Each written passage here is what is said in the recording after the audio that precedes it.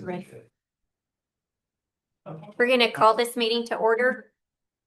Ms. Tammy, if we can do a roll call, please.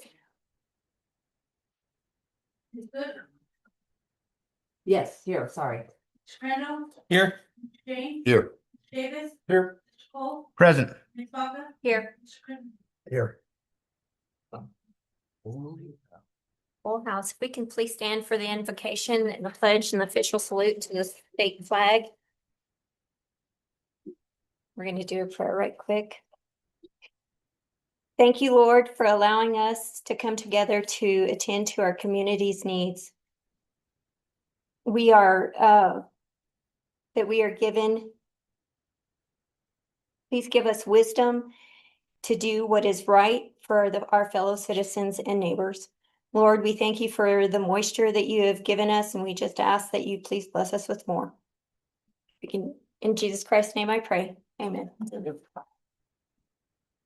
I pledge allegiance to the flag of the United States of America and to the republic for which it stands, one nation, under God, indivisible, with liberty and justice for all. I salute the flag of the state of New Mexico, the Zia symbol of perfect friendships among united cultures.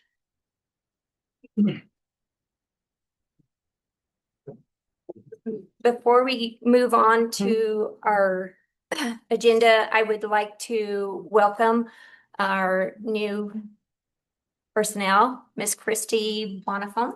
She is taking Miss Laura Lovelady's position. Thank you. Welcome. I will, the next item on the agenda would be the approval of minutes. I will entertain a motion to approve. I'll make that motion. Second. I have a motion by Mr. James and a second by Mr. Cole. All in favor, say aye. Aye. All those opposed? The meeting minutes have been approved.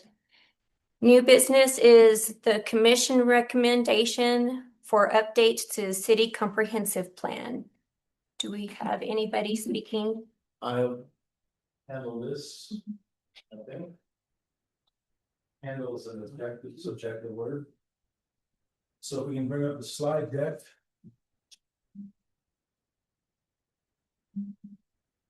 So nobody needs to answer, but before we get started, reflect, if you will, the single most important thing you have ever done for Portales as a citizen, whether you grew up here your entire life, you're imported like me, something like that. I mean, keep it yourself if you want to, share it if you want. Think about the single most important thing you've done. Hang on to that thought. And then let's go through this, because I'm going to give you the opportunity this evening to probably top the thing that you have in mind right now. Now, what I'm bringing before you is we're going to talk about updating the Portales comprehensive plan. For those of you who don't know what a comprehensive plan is, we can go over it very briefly. It's a 160-something page document that talks about what we do in 5-year increments.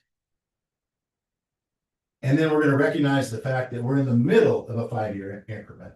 And then we're going to discuss why we have to modify this plan and why we have to do it today. Not tomorrow, not the next day. And I'm not being melodramatic, not hyperbole. I'm not over the top. I'll explain this in a second. So we want to, and we absolutely need to update this comprehensive plan. Now, we paid a lot of money to have this comprehensive plan done. And it's supposed to be done for 5 years.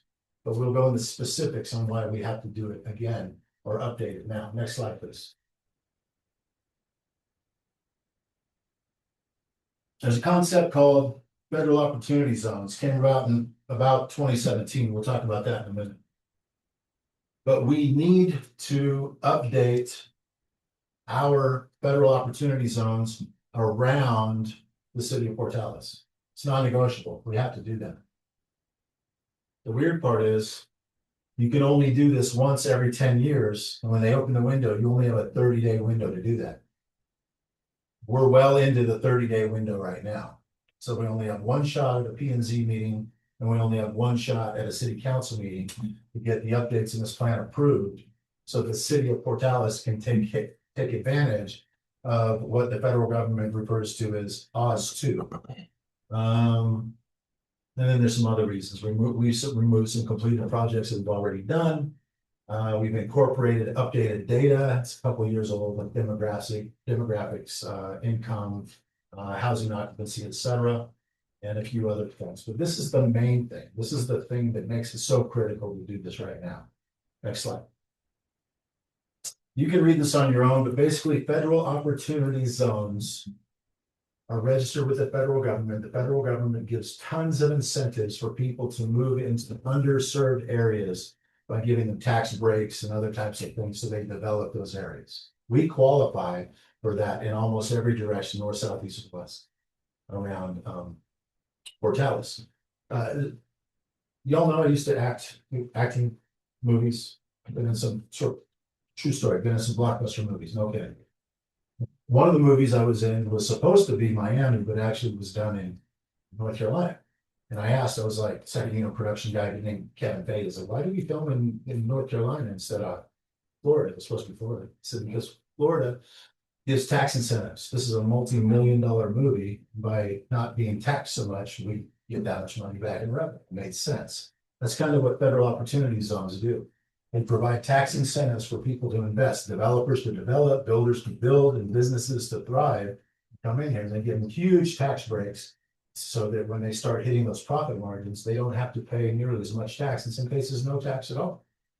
So a really big business, let's say a big box store or Amazon distribution center wanted to come here and we didn't do this, they would look at us and go, are you in a federal opportunity zone? Possibly. And we say, no, we skip that. We're going to wait till the next 10 years. They can move right over to the next county that has one of these and get a huge tax rate. Sometimes as much as 30% or even zero for the next 10 years. Sometimes if they invest for 10 years, then they just get a free pass henceforth and forevermore. We're starting to keep up with them. It's so critical. If we want to do anything in the city of Portales, it's an absolute must that we take advantage of getting these opportunity zones recommended through EPCOG up to the governor. New Mexico has 65 spaces for new opportunity zones, and we have to compete for these. Most of that road has already been paved. We have to do our part. The key piece at the city level is it must be in the city comprehensive plan. And we have to do it now. Next slide. Oz's opportunity zones, like I said, they were created in 2017. That was Oz 1. It was so successful that the federal government is moving forward across the nation with Oz 2. New Mexico has 65 slots. We need 2 or 3 of those 65. New Mexico's already been pretty much covered with lots of it. So our probability of getting those is extremely high. In Oz 1, lots of places like Clovis and others had several opportunity zones already nominated. They will already stay. New Mexico can increase by 65. And we were one of the underserved communities that wasn't really represented very well by opportunity zone. We asked for one, we got one. It was pretty much near the middle of town, and that was it. Now we intend to ask for 4. North, south, east, and west, covering the entire town, all the way up to Melrose, all the way up past the airport, all the way to the east, going towards Clovis, and south to the, remind me the towns down south. Dora, they're covered, but where we're at. All right, so you see why they're designed, you see why they're there. Next slide. Here's a couple of tax benefits. You can read those on your own. If there's any questions, let me know. It's a big deal. Less taxes, more money for those people, more incentive to invest. Next slide. So Oz 2, I talked about that. It's key. This is key to realistic opportunity to add new zones, key facts, etc. Congress authorized a new round of opportunity zones. Oz 2, talked about that already. 65 census tracts statewide can be added. We have a couple of them right around town. We need to take advantage of that. Nominations are due by July 1st, but the threshold for us to get this into EPCOG, and EPCOG has to deliver the mail. EPCOG has to take this to the governor. But the nominations at the governor level will be July 1st, but we have to do this by 12 May. And we're right on the threshold. We don't have any more time. Like I said, everybody in the country gets a 38 minute. Most people will not take advantage of it. We are on the precipice, a good position to take advantage. Everything's stacked and stacked. We just need to move forward. Okay. And it says this means what you do between now and then matters. Okay. Next slide. Our current Oz kind of looks like that. It covers most of downtown Portales. Next slide. These aren't exactly representative, but these are the minimal coverage areas. It goes a lot farther. It goes all the way to Melrose. It covers the Melrose bombing range, which is important. Covers the base, which is important. It covers our airport, which is extremely important. It covers Alida and Dora, which is hugely important. It covers to the east to where Clovis is Oz catches up. It's a census tract. They go by US Census tracts. The census tracts we're talking about in this area is tract 1, 2, 3, 4, and 4.02 for what it's worth. They actually have like 11 digit numeric codes, but the last couple of digits on the code is what they go by for shorthand. So this means anybody coming into these zones actually expended a little bit more would have significant tax breaks, incentives, not low income, but affordable housing income incentives, attainable housing income incentives. Any builders coming in, developers, large businesses, anybody like that moving into an opportunity zone gets significant tax incentives so that they put a footprint here and they stay here, which assists the community, that serves the underserved community, and of course helps out through GRT and just the flow of money in and out and liquidity. Questions? Next slide. Some other updates to the comprehensive plan as it stands: provide strengths, weaknesses, opportunities, and threat analysis, updated strategic implications of the opportunity zones and of doing more business here. We added a significant portion about Cannon Air Force Base growth and mission. Cannon's mission is very secure. They're AVSOC, Air Force Special Operations Command, 127th Air Wing. They support SEALs, Rangers, Special Forces, CIA, Delta Force, and a couple other 3-letter type of organizations. That air mission will not go away. It will grow. The more the country needs security, the more they depend on Special Operations Forces. Special Operations Forces needs things that fly. Things that fly come from Cannon Air Force Base. It's about that simple. Yeah, it's a very specialized air wing. It's not easy to move, and there's significant investment in the Melrose bombing range to include very specific targetry and very specific built-up areas that allows the air-ground force to collaborate. So units and forces from all over the country come to Melrose. Melrose is continuing to grow in its importance. It's considered the crown jewel of Air Force Special Operations Command training areas. It's not going away anytime soon, and it's going to grow in mission. So we added that into it. You see we added Melrose range piece, ENMU. You've experienced pretty rapid growth over the last 4 or 5 years, about 20% since the last census, et cetera, and it doesn't look like you're slowing down. And then towards the end, when it talks about the so what factor, a lot of things were listed as long-term projects, medium-term projects, et cetera, et cetera. Almost everything in the comprehensive plan can be done within 5 years. So we moved most things from long-term to short-term, or the O means ongoing, stuff like that. So those are some of the changes in the comprehensive plan. Next slide. Some housing fun facts. We updated some of the things from the 2023-2024 assessment. Single family prices that were updated, rental prices were updated. Fun fact, Cannon Air Force Base recorded is short 1,800 houses, single family homes on and off base, and about 400 for defense civilian personnel. And Clovis, by declaration of their mayor, has no intention of building these homes, and they're not postured to do that. They are developing like crazy, though. I can tell you that. Well, that's cool. Yeah. But by Mayor Morris's declarations, like that's not our focus. Okay. I mean, they wanted to be their focus, but my point is the team that takes advantage of that will get that. It's a requirement. It's not a desire. So the waiting list on post is in excess of 2 years. If you want a house on base, you got to wait for 2 years. In 3 years, you're going to be reassigned. So there's an extreme shortage of homes. There's an extreme shortage of dorm style barracks on the base, which is forcing airmen to move off or to look for public-private partnerships to develop rental style things that the Air Force can engage in and whatnot. And the key here is that the market is primed for rapid development of at least 2,200 homes and plus 500 dormitory style facilities. So Clovis does not have the capacity to grow at the moment. Like I said, that came from the mayor. The university continues to grow. And the housing fill rate for Portales is about 80%, but the 20% that's vacant is largely considered, doesn't meet the standards of the single family requirements, the government family requirements. They have specificity when it comes to renting or buying houses and things like that.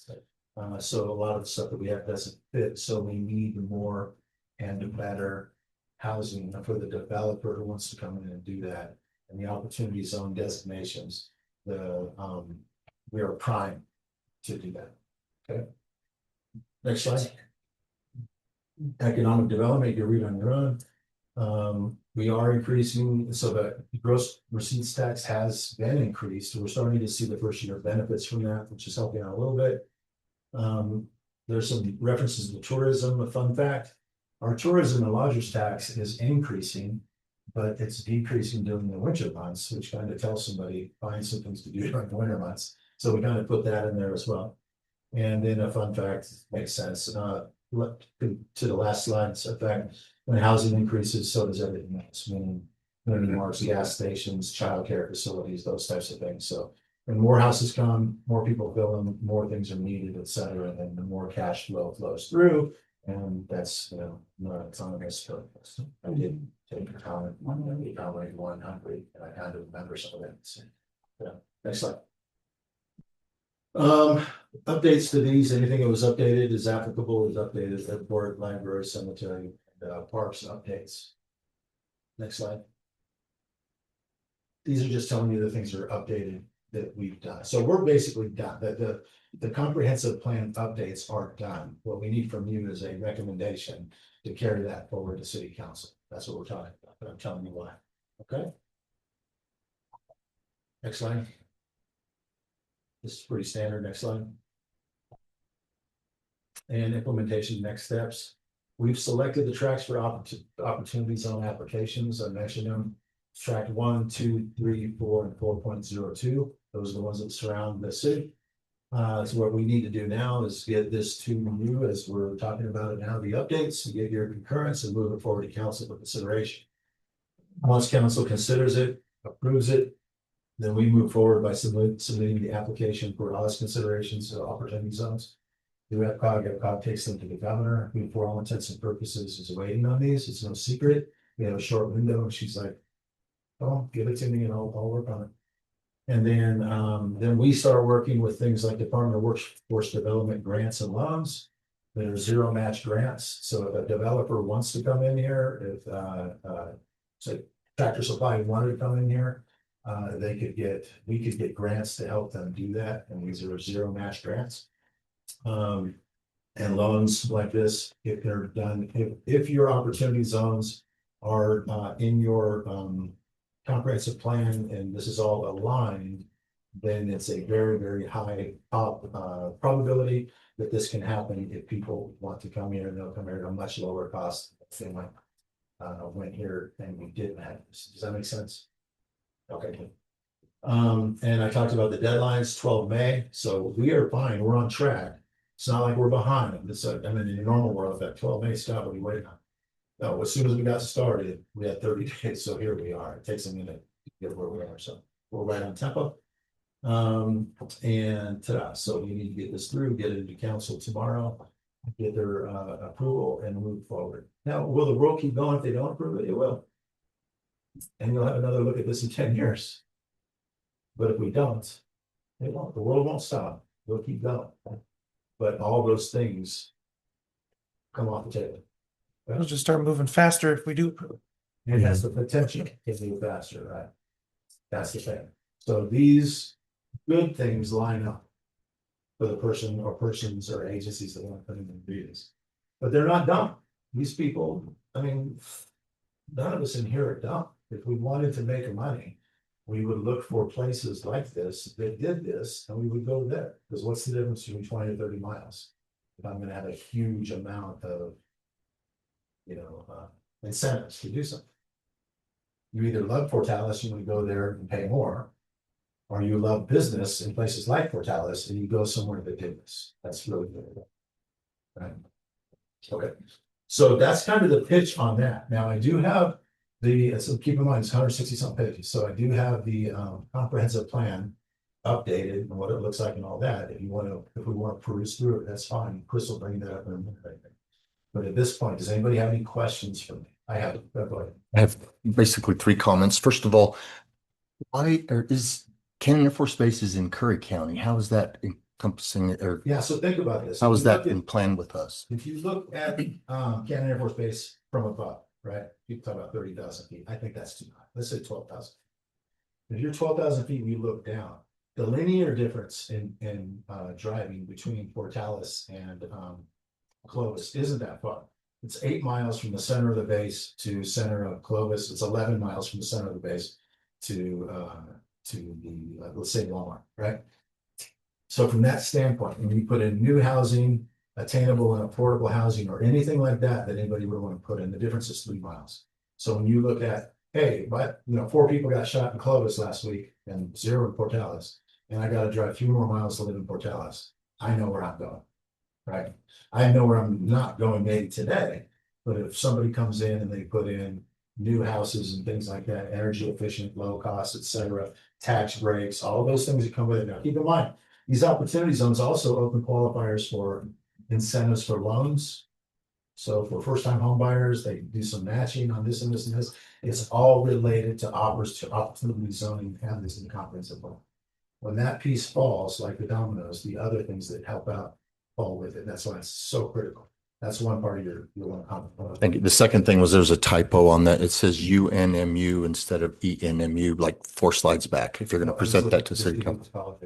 And the third thing is I've worked in the military and all that with TQM and comprehensive plans and all that. And I tell you what, I did not know this was in place. And I used to be on the board of directors for the Portales Main Street, and we had a comprehensive plan. We had that kind of stuff. So this is amazing.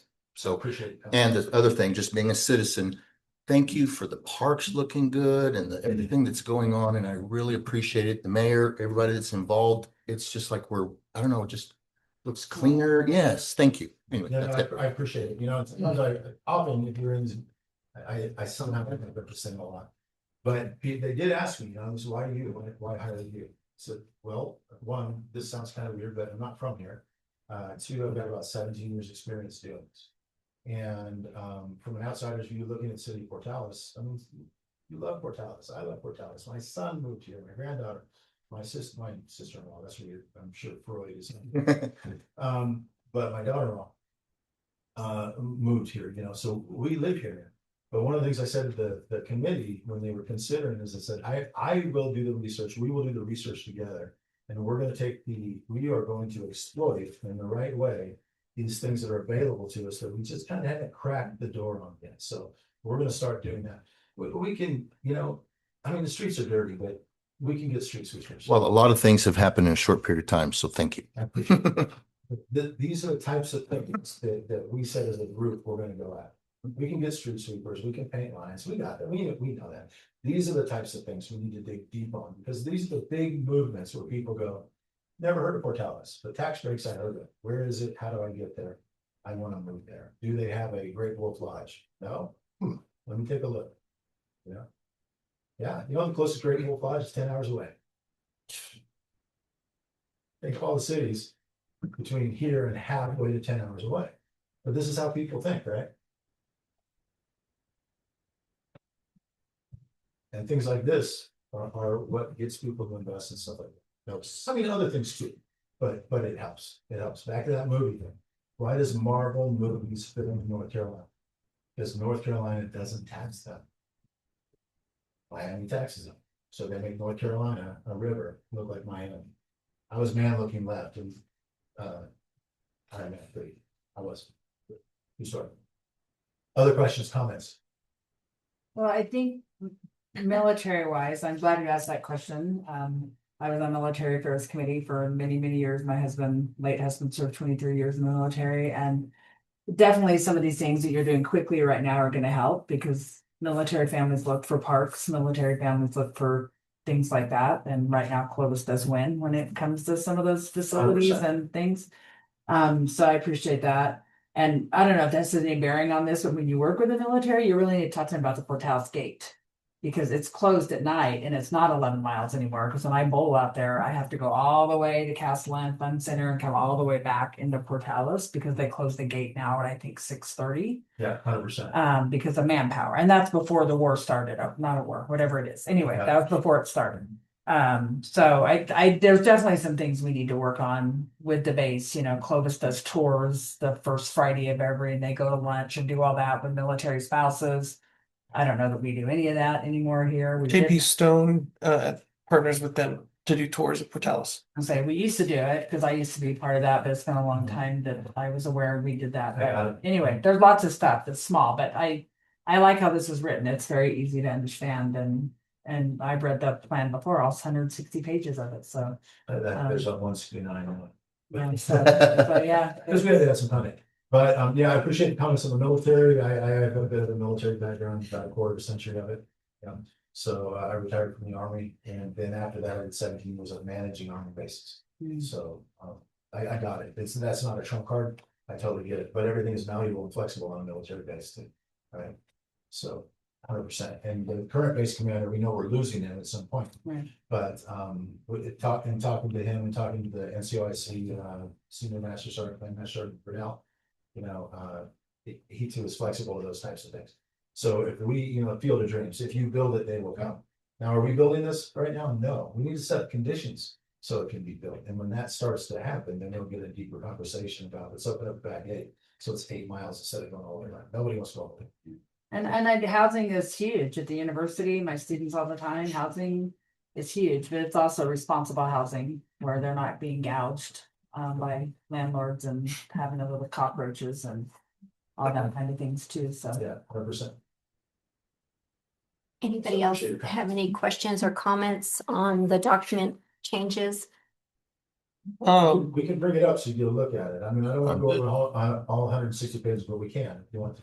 Recommend. The only thing that I had was I know that this is probably just an outline that we were given.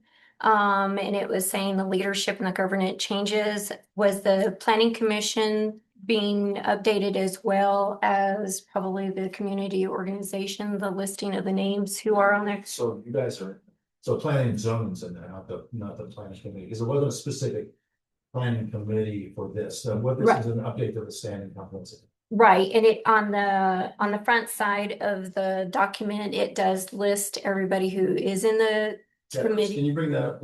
You're. I was just asking because it specifically said, the mayor and the city council and stuff. So I didn't know if. And I Just can checking. confirm it because the person who wrote this contacted me to get a new chair and vice chairs. Okay. Stuff like that. Okay, Yeah, girl. well, I just had the old one version to go, so we're good. That was all I had, so yeah, anything else? Brandon, did you have some? I noticed there was renewable energy possibilities. Is that just a wide term? Because you have examples of wind projects in the ethanol plant. I was curious about possible solar panels, solar Yeah, farms. I mean, renewable, let's face it, about anything moving forward anywhere is gonna have renewable energy. Mhm. In there, and then I would argue it's non-specific. Let us go into the future, not lock ourselves into a specific technology. Right? Okay, So the minute we start locking in, say solar's out and hydrogen's in. So Yeah. Let us stick with the term renewable energy and go with that as we move forward. All encompassing. If there's no other comments or questions, Mr. And I appreciate the presentation that you gave and all the information. At this time, I'm going to entertain a motion for the recommendation of the updates to the city comprehensive plan. So moved. Second. I have a motion by Mrs. Good and a second by Mr. James. Does this need to be a roll call vote or Let's do a roll call. Okay. we'll do?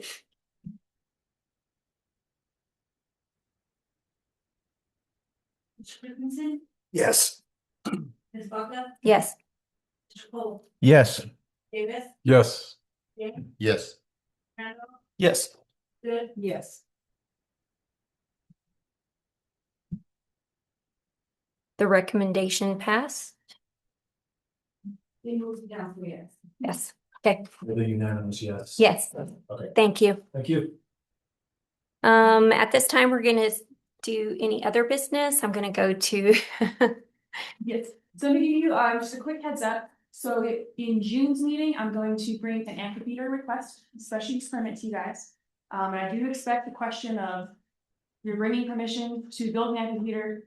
That is. It's being built. What's going on? So I kind of wanted to give you a heads up just before we get there. So the grant deadline got pushed up, so we were already in the process, we'd already scheduled it for June. All the paperwork, which is paying, that showed we paid, has to be turned in by June 1st. So the city did a good look at it, the location was discussed and the grant was accepted by council. It's very good for the city, so instead of 100% losing that amphitheater, the city has moved forward with the amphitheater while we continue to do the special use permit process. So we are gonna be bringing that to you, June 1st. But it is like any other special use permit, concerns will be brought up, public hearings will be brought up. You can still say no, but looking at the project, we wouldn't move forward if we thought there was a reason to say no. So if you have any questions in the meantime, please let us know, but you kind of keep an eye on the construction as it goes. Sounds good. Anybody else? Anybody from the commission? Seeing no further business before the commission, I say this meeting is adjourned.